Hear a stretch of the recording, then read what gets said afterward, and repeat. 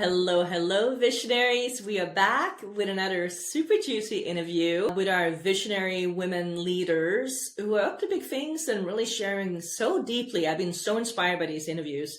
They've been sharing so deeply and so vulnerably about their journey and where they've been and where they're going and the things that are really they've been bumping up against, the upper limits. And I hope that you've been turning in to this series because it's a super really inspiring to me, just being here and guiding these interviews, and so I'm hoping it is for you too. And today I am very excited to introduce you to Jennifer Kohler. She's a master Reiki practitioner and a master numerologist. She does spiritual and life coaching and just a gem of a human. Thank you so much for being here, Jennifer. Thank you for having me. Yeah, I'm so excited to be diving in with you. And I just like to kick us off with this kind of all-encompassing question, which is just tell us a little bit about yourself and your own personal journey in building the business that you have now. Big question. I love to start with that question. I moved to, I'm a very free spirit, a very adventurous human. And I moved to Colorado with my husband, who was not my husband at the time.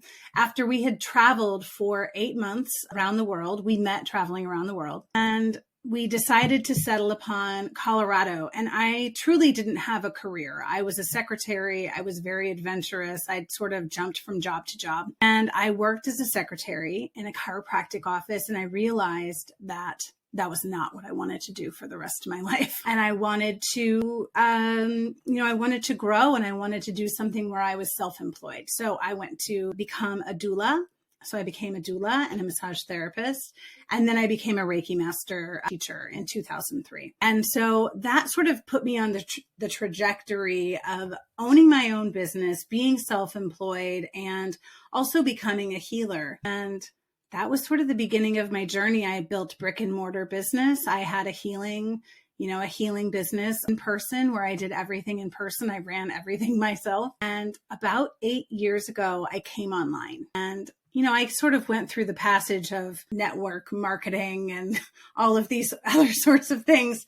But the brilliant part for me about that was that it landed me online. And when I came online, I realized the possibility, the potentiality. I realized that I had a lot of money work to do. I realized that I didn't know how to market myself or how to speak. And so, not that I couldn't speak, but that I had to learn how to speak on camera, and that I had to learn how to push that live button. And so, it's been such a huge personal growth journey for me. And I think it's probably the best journey that I could have ever put myself on, to learn about myself, to really self-actualize and to find all these different modalities, and to learn sort of what you were talking about at the beginning. I share a really similar vision and mission, is that I desire healers and women to have money in their hands. And I lived this poor, poverty-stricken experience as a healer, especially when I had my brick and mortar business.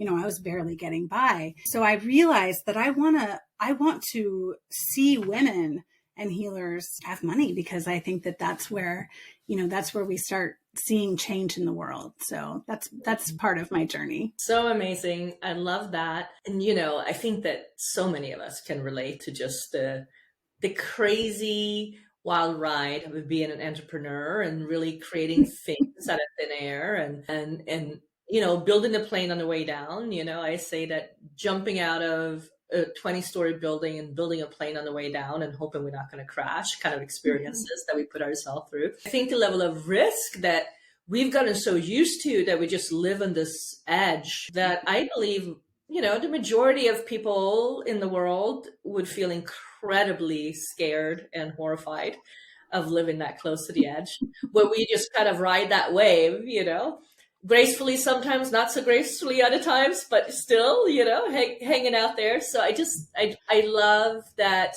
And I also love that you came from chiropractic. I don't know if I told you this, but I started out in chiropractic. Oh, I love it. Oh yeah, I started out. I have would see that 20 plus years of experience in chiropractic. So I started out as a chiropractic assistant, moved into doing the billing and all the financial consult in a multi-7-figure practice in Silicon Valley. And then, started my own business as a practice management consultant and insurance biller, and built a huge business selling that in 2016. So I just love the parallels too. I don't know if we've shared that. No, But that's yes, great. I love it. yeah. So I just feel like I know that trajectory of getting out from that. Because it's a super dead end job, right? Being the front desk assistant at a chiropractic office. I mean, you're doing it a service, but it's kind of a dead end job. It's not a whole lot going on other than doing the thing day out and day in. Mm-hmm. And having someone boss me around, which is not my jam at all. Oh, yeah. Yeah. No, I'm definitely unemployable at this moment in time. Yeah, I agreed. For many years. And so what do you feel has been, if you pick just one thing, what has been like the steepest learning curve for you on your entrepreneurial journey? Probably my money mindset. That I hired my first coach online, and she said, we were, halfway through a coaching package, and she said, you need to do money mindset work. And I'm not the coach for you for that. So I just was in lack. I just really couldn't see beyond how was I going to pay for all of this coaching, and how were these people going to actually pay me what it took to grow a business and to really be a true entrepreneur. I had to do so much personal growth, money mindset work. That's probably been my steepest learning curve. I had a lot of credit card debt, and I had to really look at not feeling, the shame and the guilt that I felt around all of that, and the competition and the comparison that I felt being online, right? And, you see all these people talking about all the money that they're making, and I'm over here going, well, shit, somebody just paid me, $50 an hour. And that sounds really great if you're working 8 hours a day. And, but so I had a lot of money work to do. I think that that's been a huge learning curve for me, and one that I've done very well, which I'm really proud of myself for. So yeah, that was a big journey for me for sure. Well, that's the beauty of these steep learning curves, is that, when we dive head first into them and really take them on as this is something that I'm going to conquer, this is something that I'm going to overcome. Mm-hmm. On the other side, we become masters at it, right? We become brilliant at it. I mean, this is really how I became really good at managing team and being a good leader to a team, is because I was horrible at it for a very long time. I had to kind of learn the hard way of figuring it out.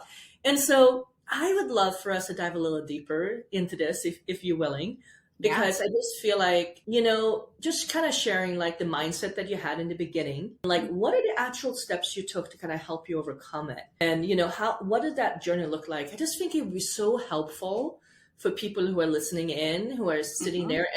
And listen, this is for anybody, because I work with multi-6, multi-7-figure business owners that still have a level of scarcity. We all have an upper ceiling, money ceiling that is hard to hold. And I would also say, even though people make a lot of money, there's very few people who have the vibration of holding money and not just overspending as they grow. Yeah. So they still, no matter where you are, it's not just that bottom line and the revenue that you're bringing into your business, but it's also this capacity to hold the money and build wealth in a very intentional way that many, many leaders and high earners really struggle with.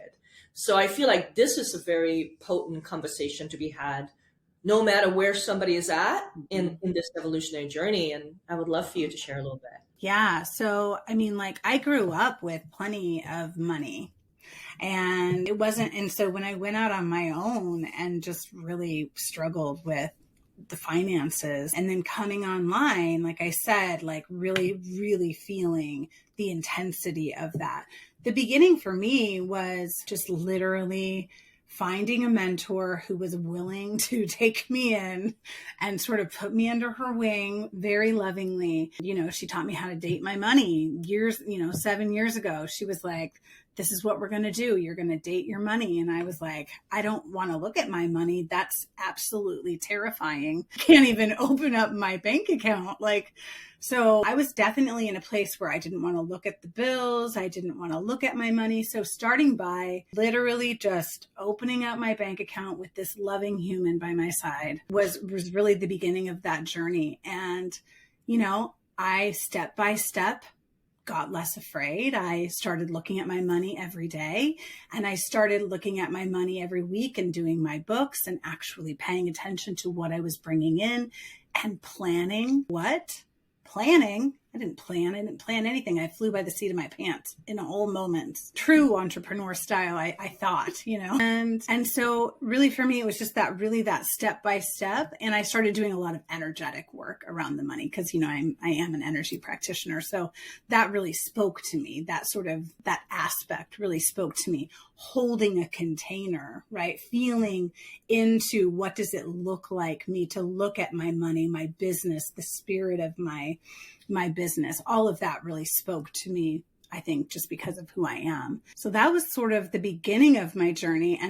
And then really moving through the emotional, the guilt and the shame, those two emotions were really prevalent in my money story. So, doing a lot of that forgiveness work, a lot of the looking at my childhood stories, my generational patterns, looking back at World War II stories and thinking about what my grandparents were thinking about money and the stories that they were passing along. Those were a lot of the big beginning parts of my journey. Yeah, so powerful. And this is the thing about entrepreneurship, right? It puts us in the pressure cooker where we are forced to confront a lot of these pieces that are terrifying and overwhelming. And, if you were working a job 9 to 5 and getting a paycheck every 2 weeks, you wouldn't even have to look at these things, right? You wouldn't really have to confront these things. But when it comes to entrepreneurship, we are constantly confronting with these upper limits, thoughts and belief systems, and just that complete unpacking and looking. And it's fascinating, right? Because you went all the way back to your grandparents who lived through World War II. My grandparents did too. My parents are, my mom is 85, so she remembers World War II in Sweden. And so, totally different mentality, right? When you're growing through, and just the mindset that they are passing on, I think is super powerful to kind of look at.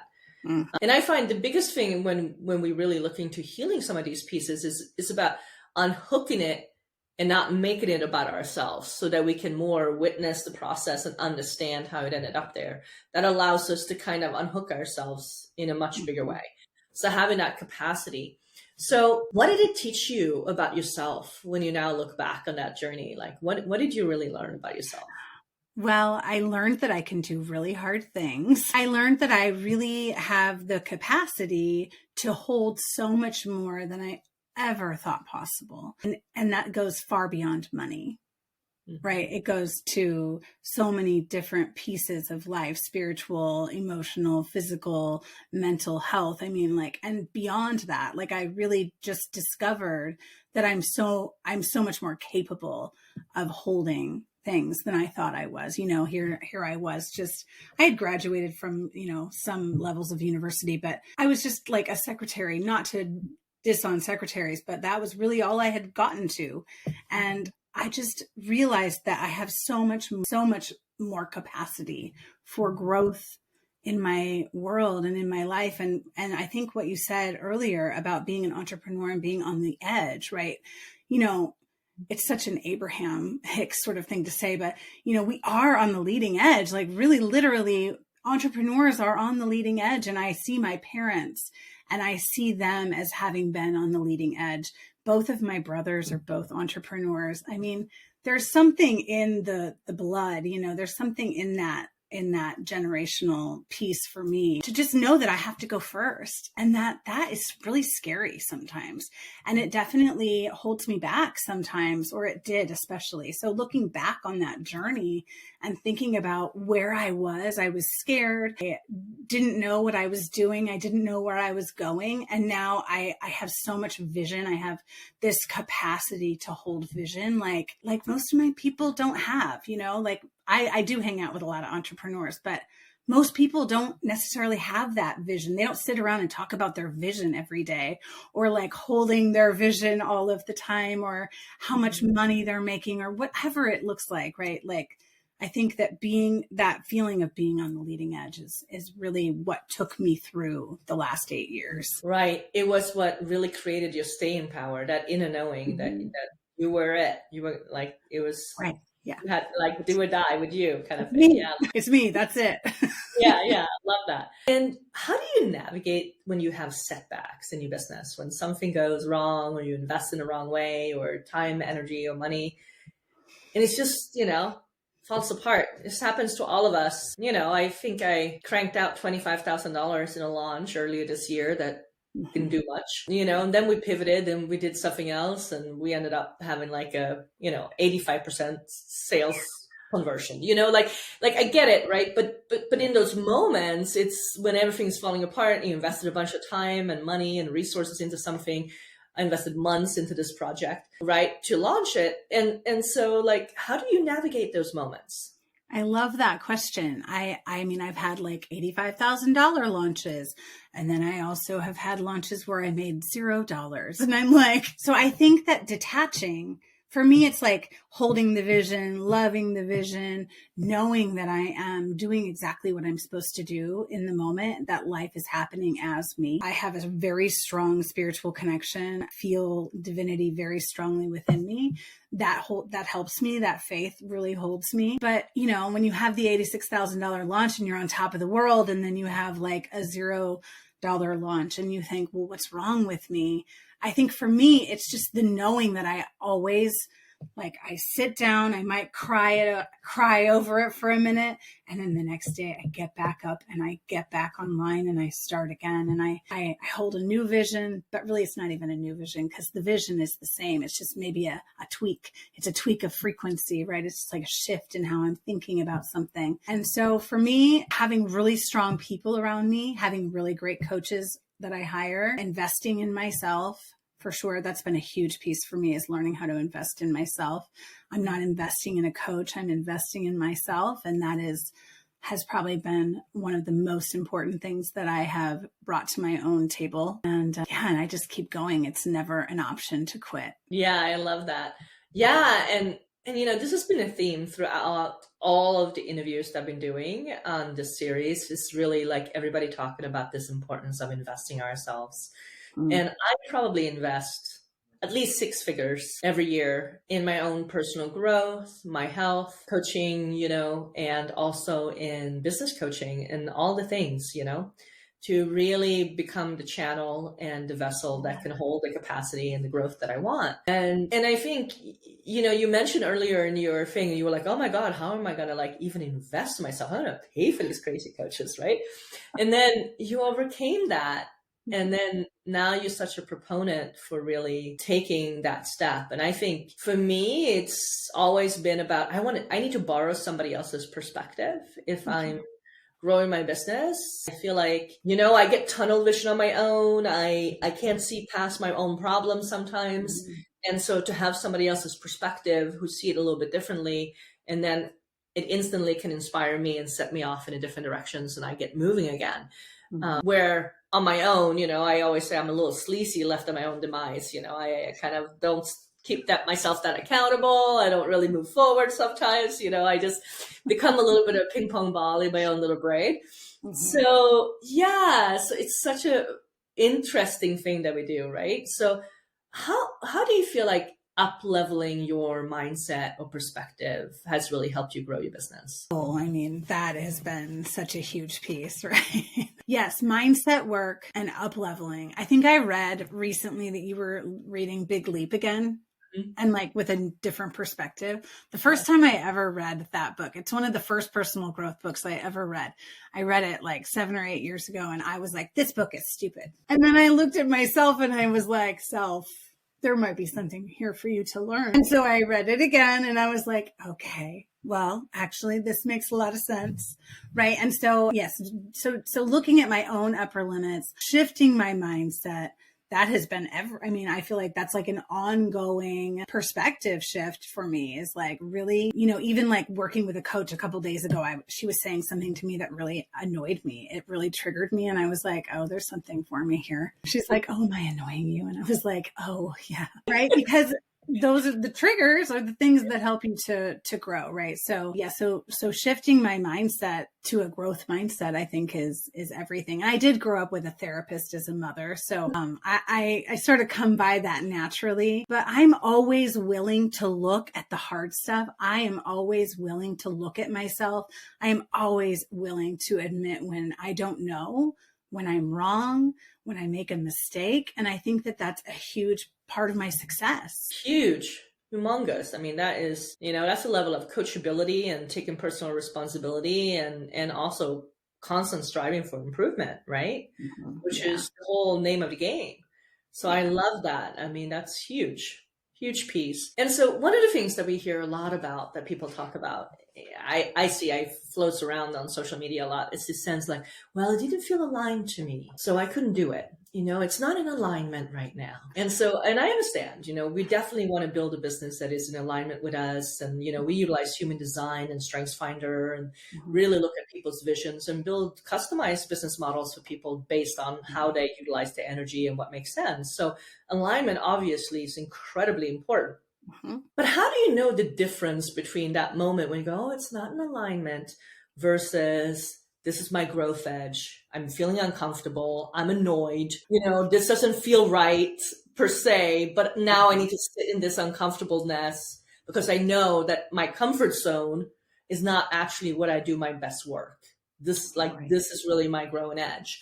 So how do you discern between that? That's such a great question. It is not comfortable to grow, is it? And alignment is so important. And I think alignment is such an important piece. And but I see alignment as being in alignment with myself, with being in alignment with my highest good, with being in alignment with my higher self.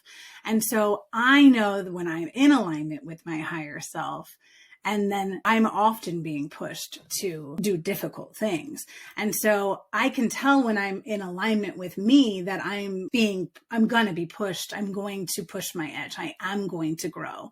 And so I think that that's it's kind of a cop out a lot of times to be like, oh, that wasn't in alignment. Well, right. So great. So stay, so you're going to stay really small. You're going to stay playing over here and you're not going to grow. You're not going to expand. Expansion is not easy. The awakening path is not for the faint of heart is how I really feel.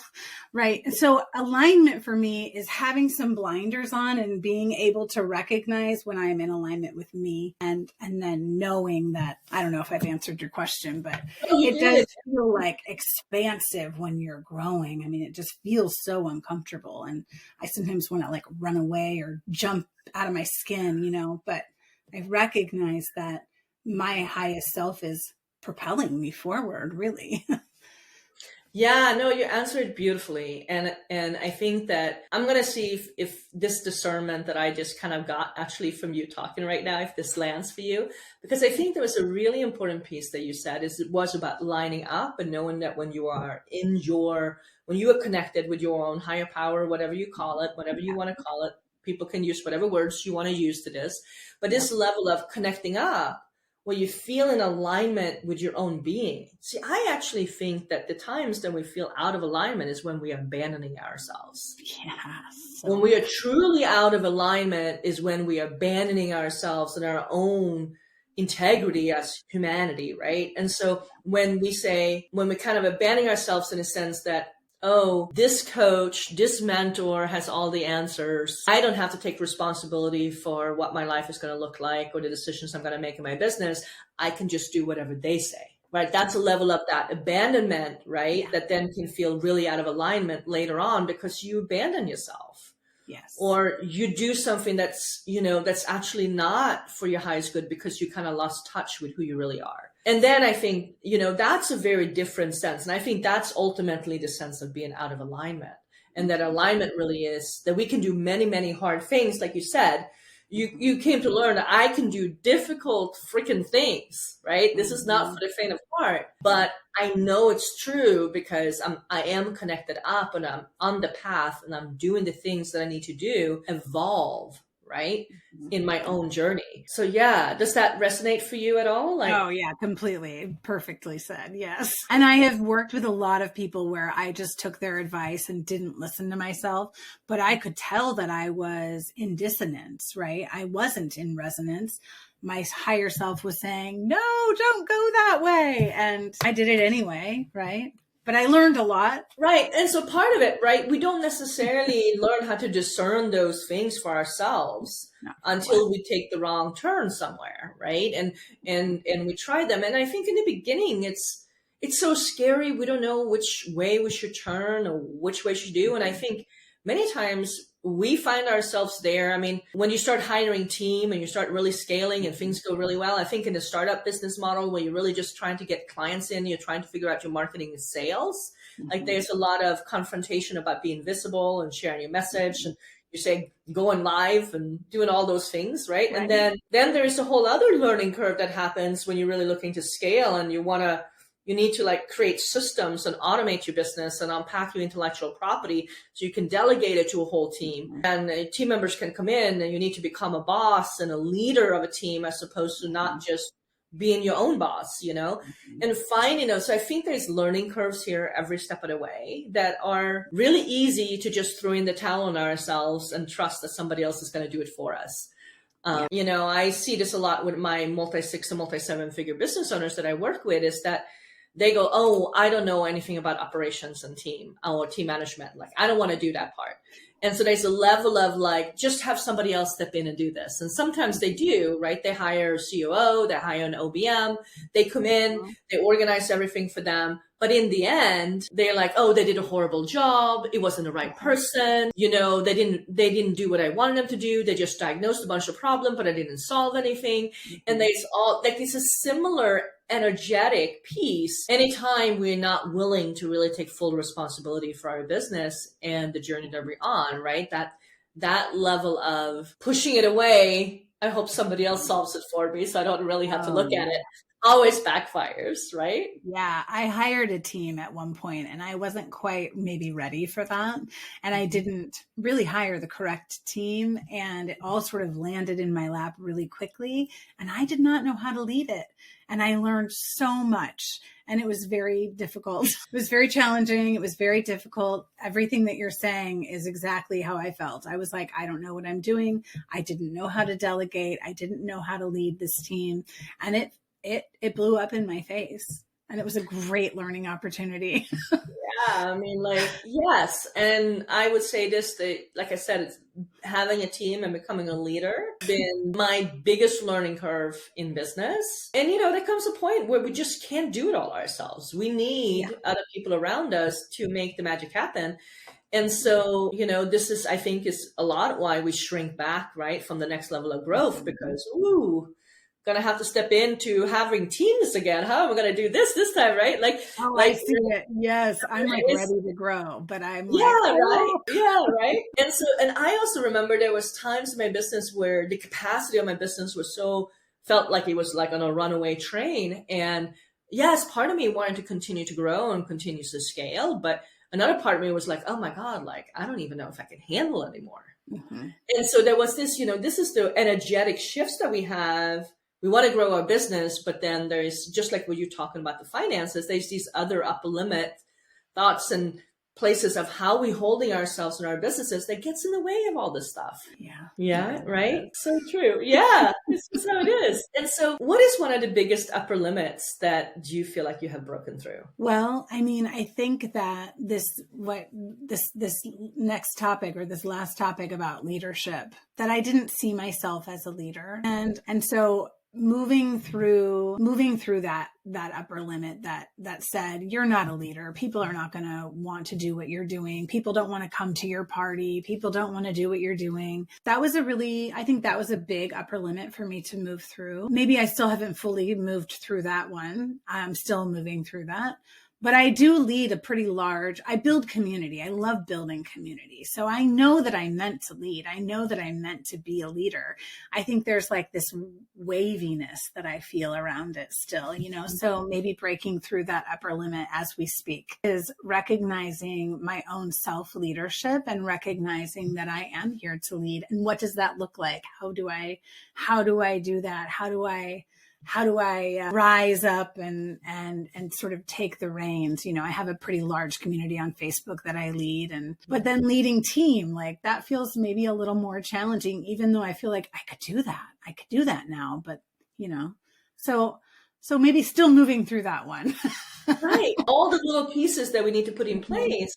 But I feel like it's beautiful, and just thank you for sharing and just being vulnerable and being in the moment about all of these questions, because I think it allows people to have a little bit of a viewpoint into what it actually takes to go to that next level. And I'm sure so many people tuning in and listening in has been there, felt those same things, and get a sense of acknowledgement for the journey that we're all on as entrepreneurs.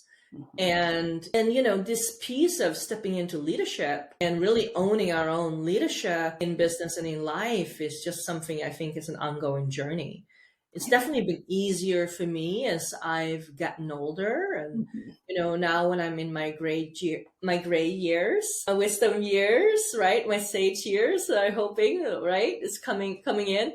I think there's just a level of giving less fucks ultimately, like it gets a little bit easier to sense, like I'm not that attached to what other people think these years. Right. And there is a more ability to discern what the journey is actually going to look like and what's in alignment with me and why I'm really here and why it really matters. But I think that also allows us to be even more impactful leaders, because we get to lead in a more impactful way, and I think more intentional way, and also be a little bit bolder in our coaching and mentorship, because we're not going to shy away from the hard conversations and the little things that we are noticing when we're working with people. Letting go of the people pleasing. Right. Yes, finally. Goodbye. Yeah, I know. Goodbye. And Jennifer, so where can people find you? What's the best way? I am on Facebook. I own a community called the Co-op Community on Facebook. That's my main platform. I am moving toward the TikTok, but it hasn't fully formed yet, but I'm learning how to do short form video. So that is really exciting to me, because I feel like that's like this big, beautiful place for me to be seen. So I'm on Facebook, Jennifer Kohler. I have the Co-op Community. I would love for you to join me there. And I also have a website. It's kohler.com. Awesome. Well, I am just so grateful to have you here and be part of this series. It's been awesome to chat with you today. Thank you so much for coming on board. Thank you so much.